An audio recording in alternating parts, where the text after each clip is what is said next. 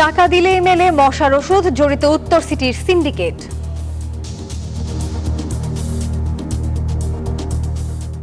আমি যে মশার ওষুধের ব্যাপারে কথা বলছি। মশার নবী ভাই ওনার সাথে একটু কথা বলেন। আমি ফোন নাম্বার আছে, ফোনে যোগাযোগ করব। আমরা জানতে খালগুলো যেন মশার প্রজনন কেন্দ্র, নিত্য সঙ্গী ডেঙ্গু আতঙ্ক। সিটি কর্পোরেশন খালি আমার কাছে টেস্ট নিতেছে, কোনো উন্নত পাই না ভাই, কিচ্ছু পাই না, একটা মশার ওষুধ পাই না। তো কি ওষুধ ছিটাহারা প্রায় 3-4 মাস ধরে কোনো ওষুধ দেখি না। আসে টাঙ্কি ঘাড়ে করে নিয়ে কান্দে করে নিয়ে ওরা যায়, কোনো জায়গায় দিতেও দেখি না। আগামী এসএসসি জানুয়ারিতে, এইচএসসি শুরু 6 জুন। পরের বার থেকে সব পরীক্ষাই ডিসেম্বরের মধ্যে নেওয়ার চিন্তা। ইনুর বিচার শেষ, ট্রাইব্যুনালের রায় যে কোনো দিন। শাপলা হত্যাকাণ্ডে গ্রেপ্তার দেখানো হলো দীপু মনি সহ 3 জনকে। 1 ঘন্টায় শেষ হয়ে যাচ্ছে ঈদের ট্রেনের আগাম টিকিট। গরুর হাটে জাল টাকা ছাড়তে তৎপর চক্র, গ্রেপ্তার 3। চীনের বেইজিংয়ে ট্রাম্প জিনপিং বৈঠক, সংঘাত এড়ানোর উপায় নিয়ে আলোচনা, বাণিজ্য ইস্যুতে ইতিবাচক বার্তা। স্বাগত নিউজ 24 সংবাদে। দর্শক, পুরো সংবাদে আপনাদের সাথে আছি আমরা দুজন, আমি সোহাগ বক্স এবং সঙ্গে আছি আমি নাফিসা হক। আপনারা এতক্ষণ দেখছিলেন সুপার বোর্ড সংবাদ শিরোনাম। এবারে পুরো খবর। উপদ্রব বাড়লেও মশার ওষুধ মিলছে না, কিংবা বারবার ফোন দিলেও আসছে না সিটি কর্পোরেশনের কর্মীরা। কোনো চিন্তা নেই, লাগবে মাত্র 2000 টাকা, নিমিষেই মিলবে মশার ওষুধ। তাও আবার নিজ দায়িত্বে, নিজ খরচে আপনার কাছে পৌঁছে দেবে উত্তর সিটি কর্পোরেশনেরই কর্মচারী। শুনতে অবাক লাগলেও ঘটনা পুরোপুরি সত্য। তবে প্রশ্ন হলো, উত্তর সিটির কোনো সিন্ডিকেটের মাধ্যমে ট্যাক্সের টাকায় কেনা মশার ওষুধ বিক্রি হচ্ছে বাইরে, আর একই সাথে কেন কার্যকর ওষুধ পাচ্ছেন না অতিষ্ঠ নগরবাসী? আর সেসব জানতে দেখুন তাইমুর হাসান শুভর প্রতিবেদন। ক্যামেরায় ছিলেন লোকমান হাওলাদার। তলায় উঠে জায়গা মশার, বারান্দার জালনাও খুলতে পারি না, ঘরের জালনাও খুলতে পারি না। প্রায় 3-4 মাস ধরে কোনো ওষুধ দেখি না। তো আসে টাঙ্কি ঘাড়ে করে নিয়ে কান্দে করে নিয়ে ওরা যায়, কোনো জায়গায় দিতেও দেখি না। এই চিত্র ঢাকা উত্তরের প্রায় প্রতিটি ওয়ার্ডের বাসায় বাসায়। মশার অত্যাচার অতিরিক্ত। 13-14 বছর যেখানে আছি, কোনোদিনের জন্য দেখি নেই যে এই জায়গায় কোনোদিন ওষুধ ব্যবহার করা। মশা আছে মোটামুটি, মশা ওষুধ তো দেয় এমনি, কিন্তু এখন ঈদের ইন্দিরে কমিটো না। উত্তরের খালগুলো যেন মশার প্রজনন কেন্দ্র, যার খেসারত দিচ্ছে নিষ্পাপ শিশুরা। ডেঙ্গুর আতঙ্ক এখানে নিত্য সঙ্গী। হাসপাতালের বেড আর ঔষধের পেছনেই নিঃস্ব হচ্ছে অনেক পরিবার। চতুর্দিকে মশা, ডেঙ্গু জ্বরে আক্রান্ত হয়, সেই ডরে থাকে বাচ্চা কেমনে হেফাজতে রাখতে পারবো। আমার ডেঙ্গু হয়েছিল বুঝছেন, মশার কামড়ে 32,000 টাকা হাসপাতালের বিল আইছে। নতুন প্রশাসক নিয়োগের পরপরই ঢাকা উত্তর সিটি কর্পোরেশন থেকে ঘোষণা আসে, মশা নিধনে দিনে অন্তত 3 বার করে দেয়া হবে কীটনাশক। ঘোষণাটা যেন যুদ্ধের, কিন্তু মাঠে যেন তার কোনো চিহ্ন নেই। প্রশ্ন উঠেছে, মশা নিধনের জন্য বরাদ্দ সেই বিপুল কীটনাশক যাচ্ছে কোথায়? সেই রহস্য খুঁজতেই অনুসন্ধানের তথ্য বলছে, নাগরিক সেবায় বরাদ্দকৃত কীটনাশকের অধিকাংশই বিক্রি হয়ে যায় খোলা বাজারে। গোপন তথ্যের ভিত্তিতে তাই ছদ্মবেশী ক্রেতার ভূমিকায় উত্তর সিটি কর্পোরেশনে অবস্থান নেয় নিউজ 24। কৌশলে এক কর্মীর সঙ্গে সখ্যতা গড়ে তুলে তার কাছ থেকে কিনতে চাওয়া হয় কীটনাশক। ওখানে ওয়ার্ড কাউন্সিলর যারা আমাদের সিটি কর্পোরেশনের লোক আছে, সেই কর্মীর দেয়া তথ্য অনুযায়ী মোহাম্মদপুরের জোনাল অফিসে যোগাযোগ শুরু করে প্রতিবেদক। আমি যে মশার ওষুধের ব্যাপারে কথা বলছি। মশার নবী ভাই ওনার সাথে একটু কথা বলেন। সেখানকার একজন কর্মীর সঙ্গে গড়ে তোলা হয় সখ্যতা। তোমার বললো যে আপনার সাথে যোগাযোগ করতে, যে দেখেন কিছু একটা কালকে আসেন, কালকে 10টার দিকে আসেন, পরের দিন সেই ব্যক্তি আরিফ নামের আরেক কর্মীর সঙ্গে পরিচয় করিয়ে দেন। সেই আরিফই জানালেন কীটনাশক সংগ্রহের প্রক্রিয়া।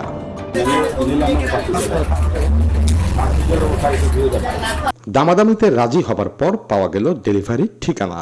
আমি ফোন নাম্বার আছে, ফোনে যোগাযোগ করব। আমরা জানতে আদাবরের শেখেরটেক এলাকার একটি নির্দিষ্ট স্থানে কিছুক্ষণ অপেক্ষার পর সিটি কর্পোরেশন থেকে বরাদ্দকৃত কীটনাশক নিয়ে হাজির হলেন আরিফ। তার মোটরসাইকেলের গায়ে সিটি কর্পোরেশনের স্টিকার, হাতে মশা মারার কীটনাশক। অবশেষে মাত্র 2000 টাকার বিনিময়ে নিউজ 24 টেলিভিশনের হাতে পৌঁছে যায় বাসিন্দাদের ট্যাক্সের টাকায় কেনা সেই কাঙ্ক্ষিত কীটনাশক। প্রশ্ন এখন একটাই, যে ঔষধ থাকার কথা ছিল শহরের রাস্তায় সেটা কিভাবে পৌঁছালো ব্যক্তি হাতে? সিটি কর্পোরেশনের তদারকি বা কতটুকু? একটা এলাকার নাম্বার আমি যদি ওরকম থাকে আমি ব্যবস্থা নিব, হতে পারে। আমাদের মশা পরিচ্ছন্ন কর্মী যারা আছেন তারা আগের চেয়ে বেশি উদ্যম নিয়ে কাজ করছে, এটা সঠিক।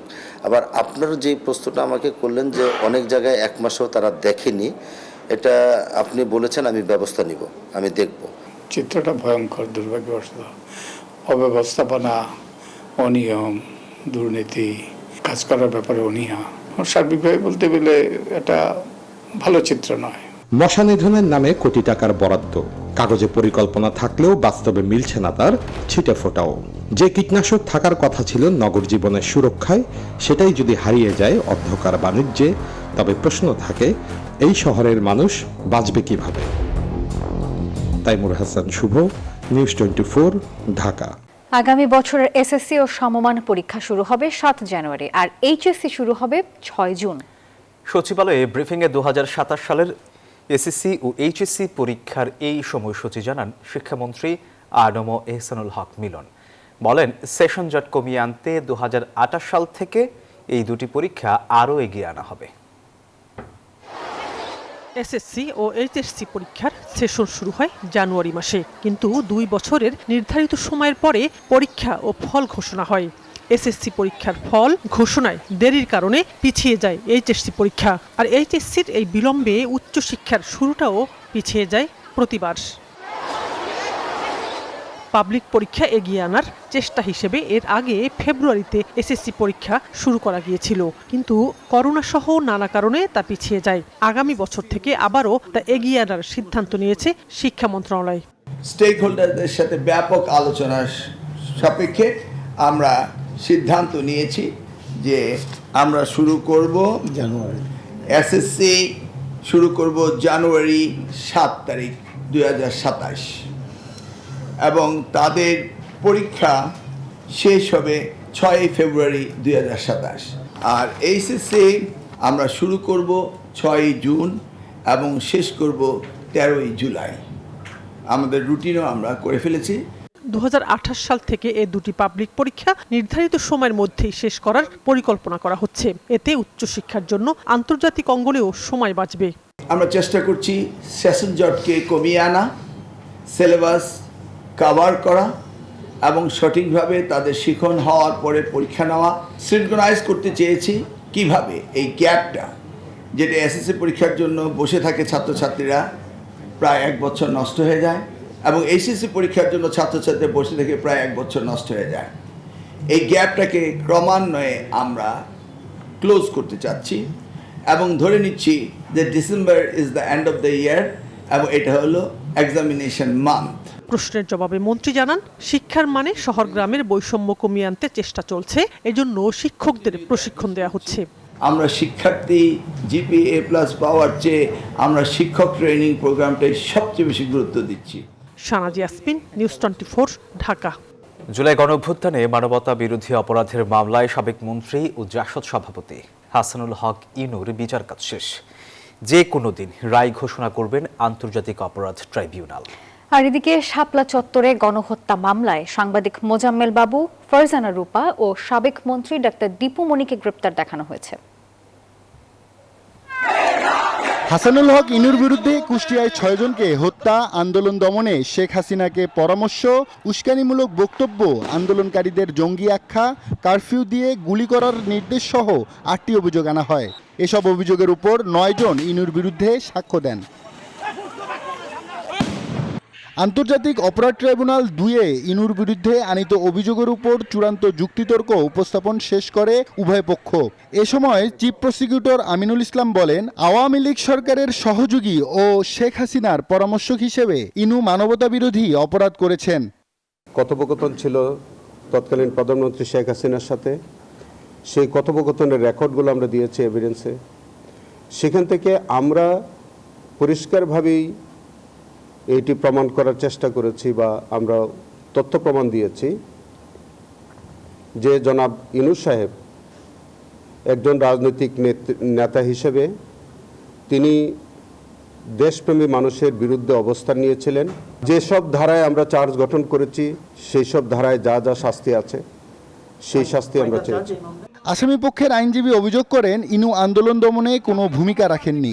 হাসানুল হক ইনুর বিরুদ্ধে আনা হয়েছে সেই অভিযোগের সাথে হাসানুল হক ইনুর কোনো সম্পৃক্ততা নেই। 5 আগস্টের পরে পুনর্গঠিত প্রসিকিউশন টিম তারা বাংলাদেশের মুক্তিযুদ্ধের ইতিহাসের একটি বিকল্প বয়ান সামনে তুলে ধরে বাংলাদেশের ইতিহাসকে বিকৃত করা এবং তরুণ প্রজন্মকে বিভ্রান্ত করার চেষ্টা করেছে। এদিকে 2013 সালের 5 মে মতিঝিলের শাপলা চত্বরে হেফাজতে ইসলামের সমাবেশে হত্যাকাণ্ড সহ মানবতাবিরোধী অপরাধের মামলায় সাংবাদিক মোজাম্মেল বাবু, ফারজানা রূপা ও সাবেক মন্ত্রী ডাক্তার দীপুমণিকে গ্রেপ্তার দেখিয়েছে ট্রাইব্যুনাল। 7 জুন তাদের ট্রাইব্যুনালে হাজির করতে বলা হয়েছে। আব্দুল্লাহ মামুন, নিউজ 24, ঢাকা। মাত্র 1 ঘন্টাতেই বিক্রি হয়ে যাচ্ছে ঈদের ট্রেনের আগাম টিকিট। অনলাইনে বিক্রি শুরুর দ্বিতীয় দিনেও একই চিত্র দেখা মিলেছে। কাঙ্ক্ষিত টিকিট না পেয়ে বিপাকে রয়েছেন অনেক যাত্রী। তবে রেল কর্তৃপক্ষ বলছে অনলাইনের কারণে টিকিট কেনায় ভোগান্তি কমেছে। আর এদিকে বাস কাউন্টারে এখনো চাপ নেই। রাজধানীর কমলাপুর রেল স্টেশন কাউন্টারে নেই টিকিট প্রার্থীদের ভিড়, কারণ শতভাগ টিকিটই বিক্রি হচ্ছে অনলাইনে। 24 মের অগ্রিম টিকিটের চাহিদা ততটা বেশি নয়, তবুও 1 ঘন্টার মধ্যেই সেই টিকিট বিক্রি হয়ে যায়। এত দ্রুত টিকিট শেষ হয়ে যাওয়ায় অনেকেই তা পাননি। অনলাইনের পাশাপাশি কাউন্টারেও টিকিট বিক্রির দাবি জানিয়েছেন অনেকে। এসেছি, রাজশাহী যাব, কোনো টিকিট নাই। 100% অনলাইনে না দিয়ে কিছু যদি প্ল্যাটফর্মে রাখতো বা কাউন্টারে রাখতো তাহলে আমরা পাইতাম।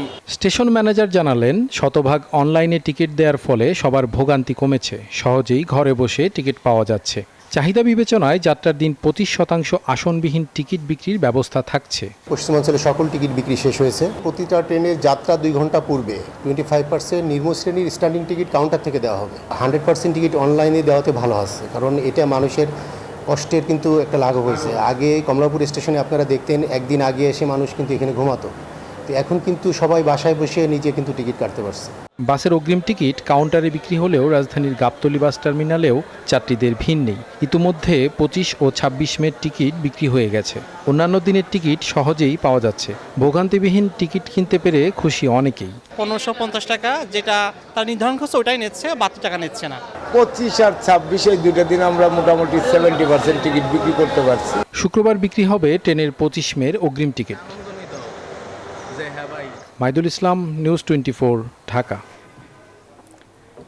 ঈদ সামনে রেখে সক্রিয় জাল টাকা বিক্রির চক্র।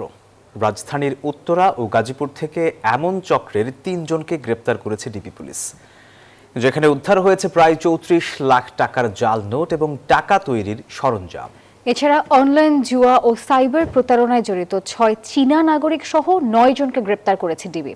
বৃহস্পতিবার সকালে ডিএমপি মিডিয়া সেন্টারের সংবাদ সম্মেলনে এসব তথ্য জানানো হয়।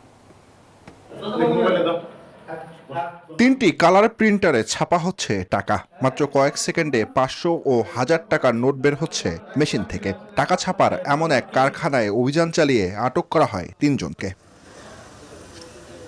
ডিবি পুলিশ জানায়, ঈদুল আজহার কোরবানির পশুর হাট আর কেনাকাটার ভিড়কে টার্গেট করে বিপুল পরিমাণ জাল টাকা বাজারে ছাড়ার পরিকল্পনা ছিল চক্রটির। তাদের কাছ থেকে উদ্ধার করা হয় 30 লাখ জাল টাকা, 4 লাখ আসল টাকা এবং laptop, printer, golden foil paper, জলছাপ সম্বলিত সাদা কাগজ এবং জাল টাকা তৈরির ডাইস ও অন্যান্য সরঞ্জাম। ঢাকা, নারায়ণগঞ্জ ও গাজীপুর সহ দেশের বিভিন্ন স্থানে দীর্ঘদিন ধরে জাল টাকা বিক্রি করে আসছিল চক্রটি। সামনে ঈদুল আজহা, এই কুরবানির হাটকে কেন্দ্র করে এই জাল টাকার একটা চক্র থাকে, যারা সবসময় সক্রিয় থাকে। আমরা ডিবি তাদের ব্যাপারে খোঁজখবর নিচ্ছি এবং তাদের এরকম যে কোনো চেষ্টাকে আমরা কঠিন হস্তে দমন করব, রোধ করব। এদিকে রাজধানীর বিভিন্ন এলাকায় অভিযান চালিয়ে অনলাইন জুয়া চক্রের 9 জনকে গ্রেফতার করেছে ডিবি, যার মধ্যে 6 জন চীনা নাগরিক। গোয়েন্দা পুলিশ জানায়, সামাজিক মাধ্যমে দ্বিগুণ বা 3 গুণ লাভের প্রলোভন দেখিয়ে অনলাইনে জুয়া খেলতে আকৃষ্ট করা হতো। মোবাইল ব্যাংকিং এর মাধ্যমে ভোক্তাদের কাছ থেকে টাকা সংগ্রহ করা হয়।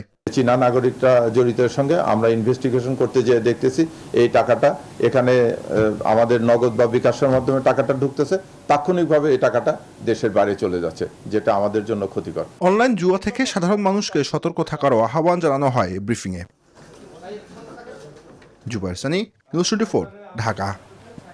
যুক্তরাষ্ট্র ও চীনের প্রেসিডেন্টের বৈঠকে উঠে এলো 2 পরাশক্তির সম্ভাব্য সংঘাত এড়ানোর উপায় খোঁজার পথ। বেইজিংয়ের বহুল আলোচিত এই বৈঠকে বসেন ডোনাল্ড ট্রাম্প ও শি জিনপিং। আলোচনায় বাণিজ্য ইস্যুতে এসেছে ইতিবাচক বার্তা, তবে তাইওয়ান ইস্যুতে যুক্তরাষ্ট্রকে কড়া সতর্কতার কথা জানিয়ে দিয়েছে চীন। দীর্ঘদিন পর আবারও এক মঞ্চে মুখোমুখি হলেন বিশ্বের অন্যতম ক্ষমতাধর দুই রাষ্ট্রপ্রধান। বর্ণিল আয়োজনে লাল গালিচায় মার্কিন প্রেসিডেন্ট ডোনাল্ড ট্রাম্পকে উষ্ণ অভ্যর্থনা জানান চীনা প্রেসিডেন্ট শি জিনপিং। এরপরই দীর্ঘ আলোচনায় বসেন তারা। গ্রেট হল অব দ্য পিপলে রুদ্ধদ্বার বৈঠক চলে নির্ধারিত সময়ের চেয়েও বেশি। সেখানে তাইওয়ান ইস্যুতে ট্রাম্পকে কড়া বার্তায় সতর্ক করেন শি। জানান, তাইওয়ানের স্বাধীনতা আর শান্তি আগুন ও পানির মতোই অমীমাংসযোগ্য, যা সম্পর্ককে ঠেলে দিতে পারে বিপজ্জনক পথে। তবে বাণিজ্য ইস্যুতে চীনা প্রেসিডেন্টের সুর ছিল বেশ নরম। বাণিজ্য যুদ্ধে কেউ জেতে না বলে ট্রাম্পকে মনে করিয়ে দেন তিনি। আমরা যখন সহযোগিতা করি তখন উভয় পক্ষই লাভবান হয়, আর যখন মুখোমুখি সংঘাতে জড়াই তখন উভয় পক্ষই ক্ষতিগ্রস্ত হয়। এই আলোচনার সুযোগে চীনের বাজারে মার্কিন কোম্পানিগুলোকে আরও বেশি সুবিধা দেওয়ার কথা বলেন ট্রাম্প। দুই দেশের অর্থনৈতিক সম্পর্ক জোরালো করতে চীনের বাজার উন্মুক্ত করার আহ্বান জানান তিনি। সম্মেলনে বিশেষ গুরুত্ব পায় চলমান ইরান যুদ্ধ।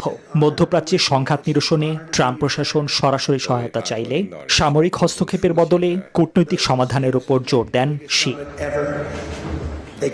বৈঠক শেষে বেইজিংয়ের ঐতিহাসিক টেম্পল অফ হেভেন পরিদর্শনে যান মার্কিন প্রেসিডেন্ট।